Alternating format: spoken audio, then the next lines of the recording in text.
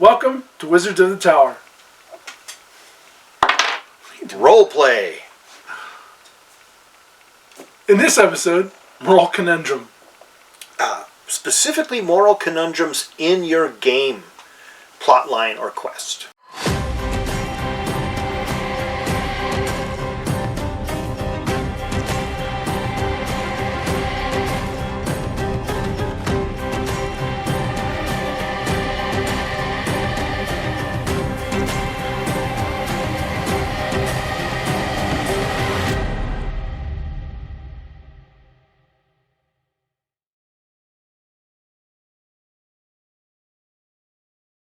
Welcome to Wizards of the Tower. Role play. And we're going to be talking about moral conundrums, or specifically moral conundrums in your gameplay or plotline. so I actually started using a little bit of moral conundrums in a long time ago in one of my games. And that was a group came into this old fortress, and there was a tower. Yeah. And they went into the tower, and they ran into this gnome. And this gnome was really scared, and he started warning them about he would say lizard, but he was so scared he meant wizard. Mm. That there was this evil wizard that was about. Okay. And he was hiding from this wizard. Okay. And as the party went into the keep, when they got to one of the upper levels, now just kind of put things in perspective. They had a ranger, they had a paladin, they had a wizard, a cleric, and a rogue. I think there were 8 characters in all, but there was a paladin. Okay. Now, paladin's first edition can detect alignment as a standard. Just do it. Okay. They can still kind of do that. Okay. So they walk into the room, and they see this troll standing in the back of the room. And the troll, it just stands there looking at him. And the paladin and the ranger go charging into the battle and attacking the troll. And the troll ends up killing one of them and badly damaging the other and hurting most of the party. And when it came down to it, when they finally stopped and retreated, and the troll started talking to him, he's like, well, why are you guys attacking me? And it's like, well, you're a troll. And he's like, well, I haven't always been a troll. And there was a wizard that turned me into this troll. Mm. And while he, in time, probably would have lost his humanity, at that point, he still had his humanity. Looks can be deceiving. Looks can be deceiving. Don't always judge a book by its cover. Yeah. Yeah. And in which case, the paladin who was still alive lost their paladinhood because they attacked somebody who was good, who didn't radiate evil, and they should have. Yeah. So they probably should have checked first and said, Right. "Oh, this is a good troll." Yeah, and there are all the signs. First they got warned that there was a wizard running around, and number 2, when you walk into a room and the troll just stands there looking at you, and you decide to go charging into the battle, that's kind of a warning that something is not quite right in Smallville. Yeah. That's really kind of a things are not always as they seem kind of an issue. And Delaney does that a lot in her game. She gives you an example of something, and it's up to you as a player to make a moral decision about what you want to do. Do you attack the rat men? Well, the rat men in this game used to be humans, and they still retain their humanity. They can't help that they're rat men. They just want to get out of there and be left alone. Or the same with an ogre. Is the ogre bad? Well, most ogres are considered bad, but this ogre basically just wants you to leave them alone. In the recent campaign, there was the troll that was dragging the moose in the deep snow, and you guys were starving. Yep. And you stumbled across the troll, and the troll was walking along, and you guys decided to... I don't remember how it all went down. We bartered for some meat from the troll. Well, he wanted to go. He just wanted to go. Yeah. And there were party members that wanted to attack the troll. Yeah. Because he had this meat. Yeah, but we didn't do that. We bartered. Yeah. We bartered something with him, and I can't remember what we did, but we basically escaped combat and let the troll go on. Yeah. We got part of the moose, but we gave the troll something that it wanted. Or could use. I'm not quite sure what it was, but see, it kind of comes up with that. Okay. So what we have is a few examples of kind of moral conundrums that you could use in your game. And these are pretty common. They come up a lot in stories and movies and TV shows and books. And one of them, of course, is the lesser of two evils. Yeah. An example of that is the bad king versus the violent rebels. Yeah. Who's really bad? Is the bad king bad? Because sometimes bad kings bring order.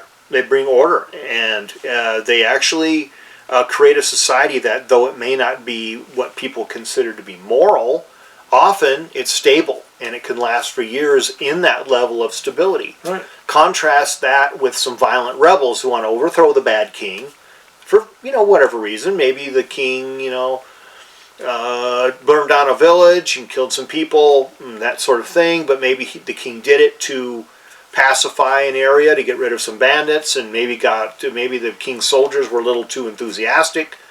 But then you've got the violent rebels who basically don't care who they blow up, or don't care who they destroy in the castle, or they don't care that the king's reign, may be, not the best type of system of justice, but nevertheless is stable and may be good for the economy or good for people's existence in a general sense, maybe not always a specific sense. Yeah.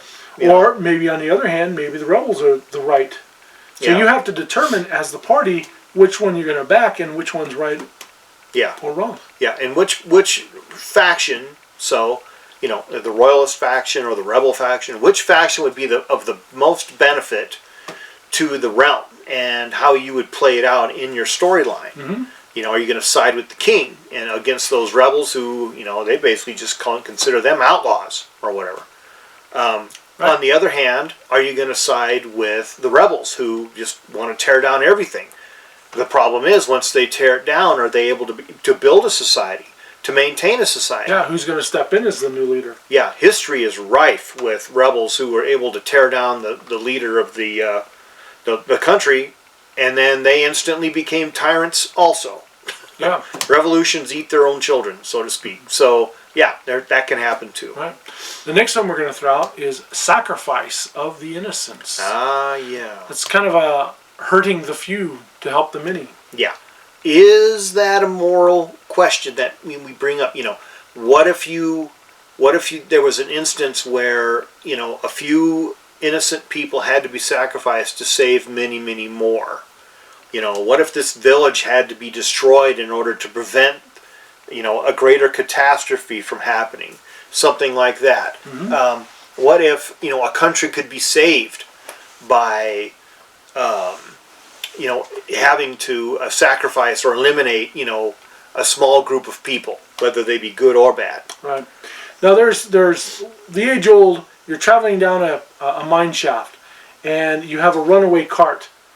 And you know that there's a group of miners down here, and there's a lot of miners, and then you got another group over here that's a few miners, and you know that one of them's going to get wiped out by this cart. You can't stop the cart, but you can deflect it to one side or the other. Yeah. That's kind of the saving the many for the few, or saving the few for the many. You have to decide which one's the best. Yeah. Well, as Spock would always say in Star Trek, the needs of the many outweigh the needs of the few. And that wasn't necessarily true. No, not always. So it's an interesting storyline that you could put in your story. Is it necessary then to hurt a few people in order to help so many, many more? I don't know. It's always one of those things that people think about a lot, especially these days, when we talk about especially warfare, and you're trying to eliminate, warlords or something like that, and innocent people get killed. Well, you killed the warlord, but, you might have killed some other people, but, because the warlord's dead, now the world's at peace. Yeah. I know, it's a big question. Yeah. Betrayal of trust. Hurting an ally in order to help many. So the idea is that you would have a loyal ally who has been loyal and friendly to you for a long period of time. But the problem is this ally may not be, is your friend and loyal to you, but may not be on the up and up, or may not be honest, or may not be, a strictly law-abiding person. And what if they cause more harm than good. You know, Yep. it's kind of the Doc Holliday issue. You know, Doc Holliday is a loyal friend to Wyatt Earp, but yet Doc Holliday is an outlaw and a killer. You know, who do you side with? The townspeople who don't like Doc Holliday because they're tired of being shot by him, or they're tired of being cheated, you know, at Yep. cards by him? Or do you stick with Doc Holliday because he's always stuck with you and he's your friend? Yeah. Do you ever have to tell him and say, Doc, you know, you're poison. I can't have you around me anymore? Or do you say, Doc, you've always been my friend. I don't care how many people you cheat or murder. You're always my friend. That's kind of how I boil that down to it. Yeah. You know? Good So, old Doc. unintended consequences, otherwise known as the road to hell, is paved with good intentions. Good intentions, bad results. Bad results. So let's take an example. Let's say maybe that there's a giant roaming the territory, and you go out and you take out said giant. Well, maybe said giant was keeping other foul creatures in check. Yeah, at bay. And all of a sudden they decide that they're going to come pouring out of the mountains and tear the heck, you know, out of your villages because the giant's gone. There's no one to stop them. Here come the army of orcs that the giant used to battle all the time. This is probably one of the most common ones that you come across, is the law of unintended consequences. Yeah. What are you going to do? These flies. Man, these flies are bothering me. Let's kill all these flies. You kill all the flies. Well, the problem is the birds are eating the flies. Now the birds are starving. Now the birds are dead. Well, the things that were eating the birds. Well, the things that were eating the birds are starving. Now they're dead. And on and on and on and on. So, you know, how far do you go? What do you do? How do you find balance? And I think the main question is, how do you find balance in a situation like that? Yeah. You poison the bugs. The poison gets in the birds. Yeah. Because the birds are eating the bugs that eat the poison, and now the birds are dying. And, Or who eats them? Well, you know, humans eat them, and now humans are dying, or humans are getting cancer, or whatever. Yeah. You know, it's the law. It's this idea, you know, that unintended consequences essentially can result in so many instances down the road that might not be actually beneficial to anybody. And seeking a balance is kind of, you know, the way it is. It's like when we were in Hawaii. Remember, they imported all those mongooses to get rid of the rats. Well, the mongooses hunt during the day.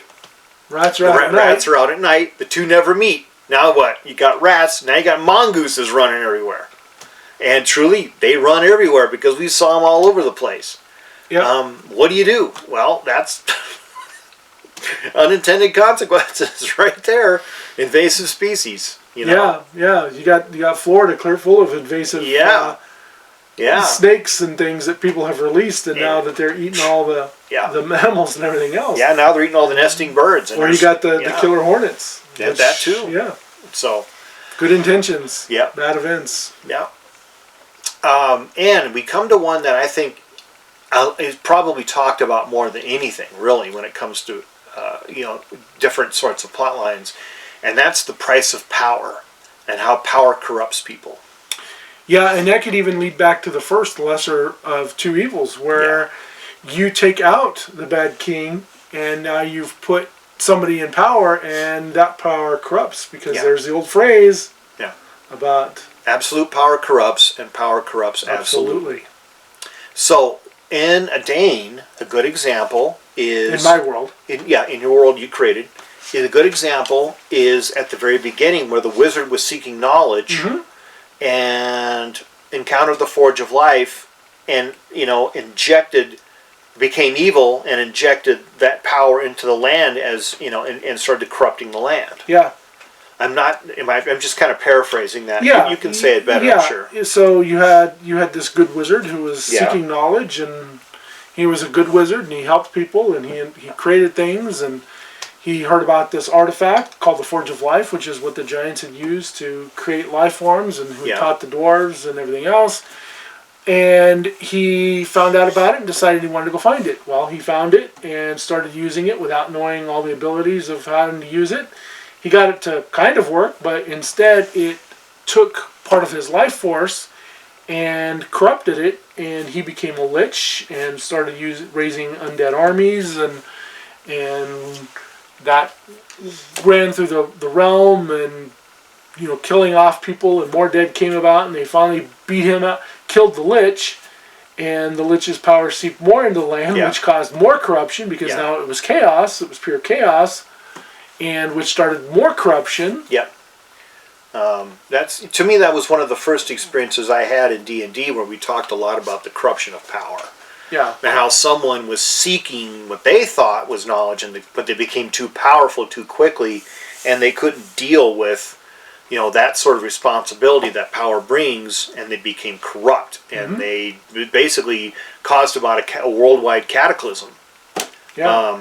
And it's part in Delaney's storyline that we have for our game, and the effects are still being felt, hundreds of years later, and it comes up in various plot lines in the story, and it's kind of a continuing theme. And I think a lot of times people can use moral conundrums like this as a continuing theme, and as plot hooks, continuing themes, storylines, quest lines, and background for their game. Various political factions or military factions, that sort of thing. Yeah, in fact, one of the other realms that I had, Morwicka, was a moral conundrum where you had a power who had gone to war and beaten everybody and was taking over, and now that caused an instability within the lands. Yeah, that's true. And a lot of hatred and disagreement. But yet, his land was stable, but everyone else's land that he had conquered wasn't quite so stable yet. Yeah, that was true. I remember there was a lot of lawlessness.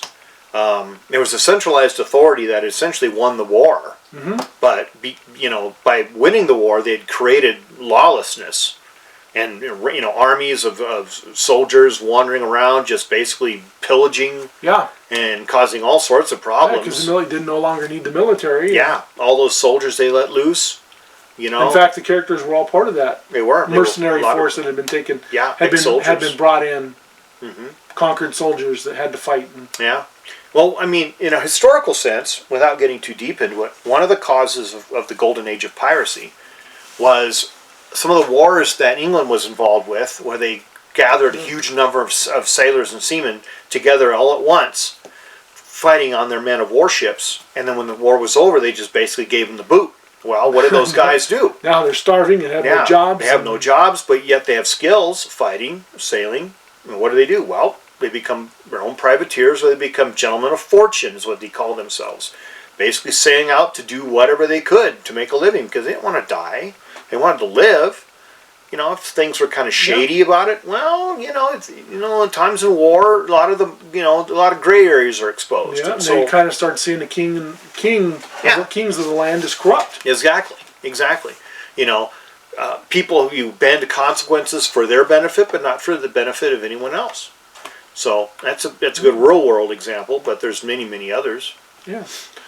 So that's just a snippet, and I think we'll probably do another episode here in the future of moral conundrums, of other ideas that we can throw out there to you that you might be able to use for your game on creating moral conundrums for your campaign or for your adventure, which can add a lot of depth, I think. I think so too, and it's a good way to have a plot line and a background for your story. So before we end this, I don't know if you know, we mentioned this in the last episode, but we have a Discord server.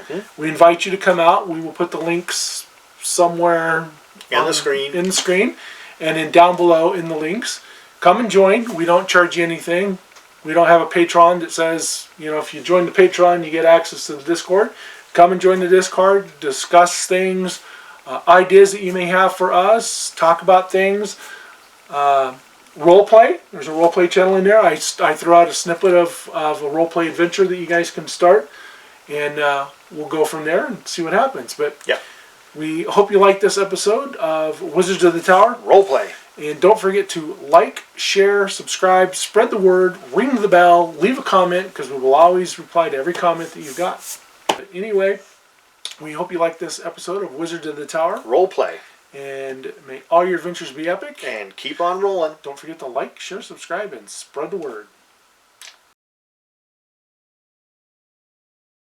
Welcome to Wizards of the Tower. Roleplay.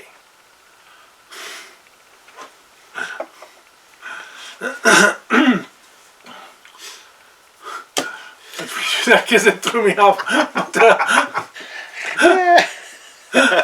You threw me off. You can do that. Just like Okay, we'll do it again. 3. You want different dice? Or you just want? No, I like that one. It's big. 3, 2, 1.